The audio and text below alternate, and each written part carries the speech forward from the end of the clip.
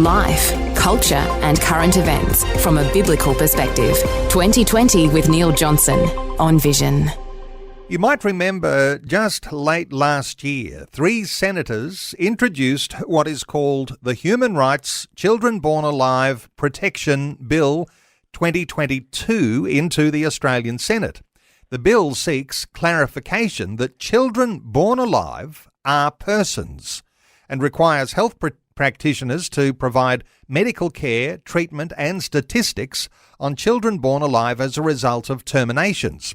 This collective effort comes after the original bill, sponsored by former LNP MP George Christensen, lapsed when the House of Representatives was dissolved ahead of the federal election in May last year.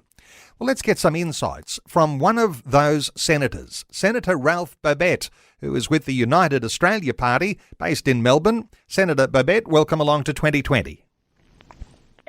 Thank you very much, sir, for having me on your program. It's a great honour to be on here. And obviously, the Children Born Alive Bill, I'd like to make some comments on that, if I may, for those that may not be familiar with it.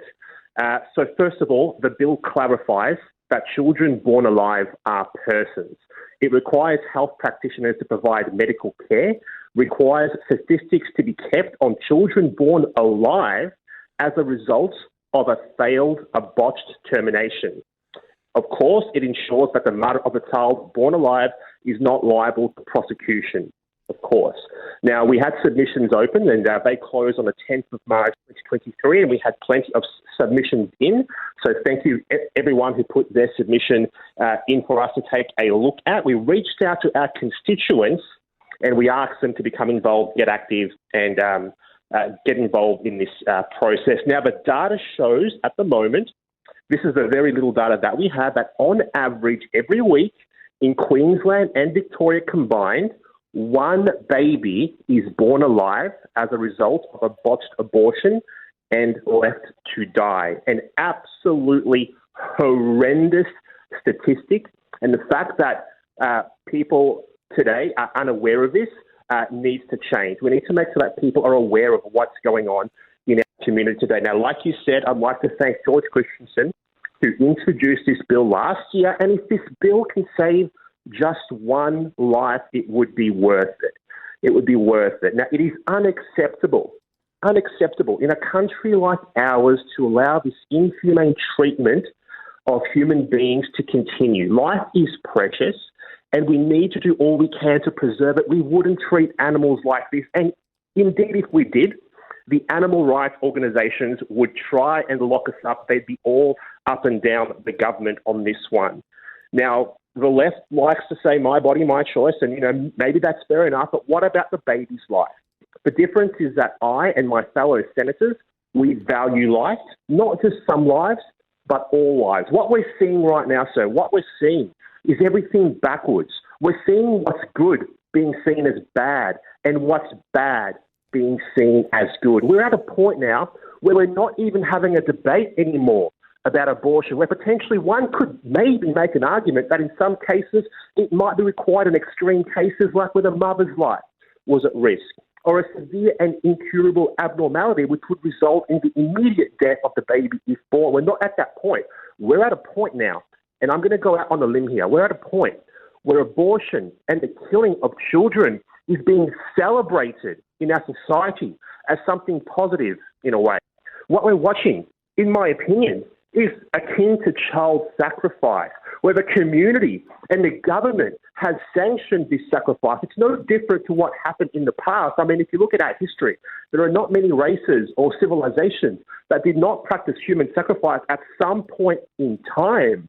We're at the point where our elected members of our parliament are calling for and openly saying that state-sanctioned murder of the most innocent in our society is health care.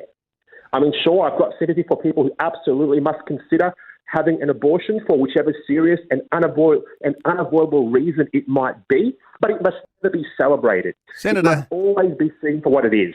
Let me ask you about what is motivating you, and I know that listeners will be able to hear the passion in your voice. What is it that motivates you to get together with other MPs and senators to really push this bill hard? We have to push this bill hard. We have to. Because a society can be judged by how that society treats its most vulnerable. And I'm seeing all around me right now our society degrade, fall apart at the seams. That's what we're witnessing. When we can't protect the life of a child, when we celebrate the wholesale abortion of children, that is not a society that is heading in the right direction. And I and my other senators recognise this. Ideally, what I would potentially like to see in the future is I'd like to see the rules around abortion as they are today tightened up as much as possible, if not banned outright. But I believe before that day comes, we need to raise awareness about the issues that are happening today in front of us. And a good way to raise awareness right now is the fact that in Australia, children are being born alive and left to die in a cold steel tray. And there is no way to sugarcoat this, because this is actually what is happening today, and it's not right. You mentioned that there are statistics, and there are very few that are available because there's no obligation right now on medical professionals to actually say whether the child who was born in a termination was in fact alive. You want to codify that so that there can be accurate detail here about these babies. Correct, absolutely. So we need to know exactly what's happening right now. The best way to have change, I believe, is to shed light on an issue. We need to shed light on this, and we need to bring it into the public sphere. People need to know what's going on. People need to know how many times it's happening, and then and only then can we have change? Can we have us move in a different direction from what we're heading into right now? Because us as a society now, we're heading towards a dark place. And I'm not okay with it, and neither are the other senators who have sponsored this bill. And I'm sure many of your listeners also understand that what's happening now is something that really needs to stop. What's the status of this bill at the present time? It takes a long time for these things to move through our parliamentary system. What are the possibilities of the bill being tabled in the Parliament? So at the moment, we are still going through the submissions. The submissions close on the 10th of March. So as we go through those submissions, the committee will read, will categorise, will look at all of the submissions before this bill progresses any further. But my hope is that potentially at some point this year, we can table this bill and we can have a full and proper, thorough debate about the bill on the floor of the Senate, where the truth will come out, where we'll get people's perspectives, where we can formulate our argument for the bill, and hopefully, God willing, get the support of our fellow senators in the House in order to make real and meaningful change to the lives of babies. You said the 10th of March. Did you mean the 10th of May? Submissions close on the 10th of March 2023. All right. So, okay. Well, so they're already closed. So they are closed, unfortunately. But we did receive plenty of submissions for this bill. So, I thank everyone who put their submissions in. And this brings me on to something else. If people that are listening to this broadcast want real and measurable change, it doesn't matter on what topic it is, just become more active, become more involved in the political process, hold your elected members to account. Because right now what I'm seeing is a lot of the elected members are getting away with things that they should not get away with, because the average person at home isn't paying enough attention to what they're up to. So go to their website, pick up the phone, give them a call, make sure that they know your first name, and ensure that your values are upheld through them in the halls of Parliament. Senator, are there existing international obligations that need to be considered with this bill? Do those go hand in hand with your bill? Look, as far as I'm concerned, international regulations don't mean diddly squat to me. What we need to be worried about, what we need to care about, is just the facts, the basics. Kids are being born alive post a botched abortion.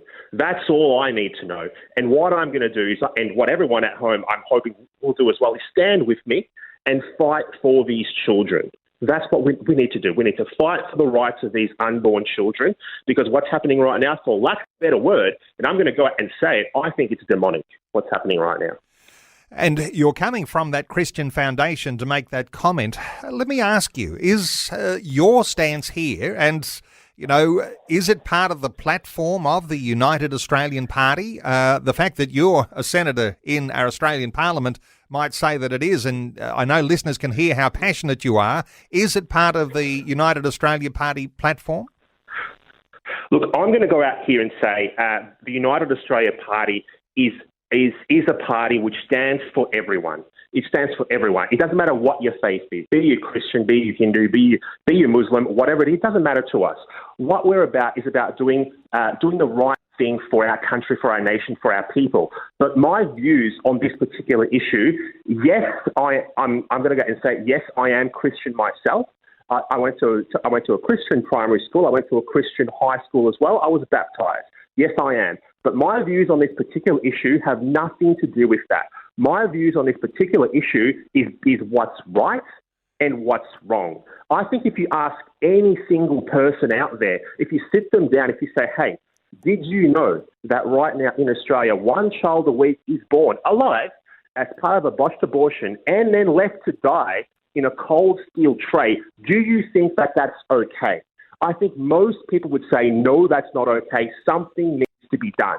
We may disagree on what needs to be done, but we can all agree as humans, as people, as members of the human race, that we can't do this to our most vulnerable, and we need to look into it and do something about it. So even though I am Christian myself, I think this is not a religious issue. This is a right and this is a wrong issue, and anyone can get on board with that. And just quickly, those who will object to the bill, as you and other members are right in behind it, when you have a bill like this, if it was to get up, that would give personhood to those babies born alive. And there is a side of politics, an ideology that does not want to admit their personhood. What are your thoughts here? My thoughts here are that anybody that would deny that a child in the womb is a person is someone that's very misguided, is someone that potentially doesn't understand the facts, is someone that needs to be, that, we need to sit down with and educate and talk to and tell them that, yes, these are people. They're still in the womb, but they're persons. They're literal persons. And they have the same rights as anyone else does. So we need to do more to protect the unborn. Like I said before, as a society, we can be judged on how we protect the most innocent.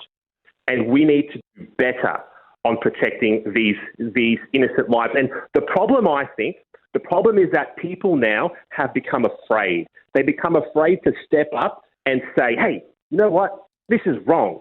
This should not happen. Because the way that our society is today, with social media, with all different forces going against you, where people are, for lack of a better word, silenced and ridiculed into submission, that needs to stop. And that starts with courage. Like I've said before on my social media, courage is contagious.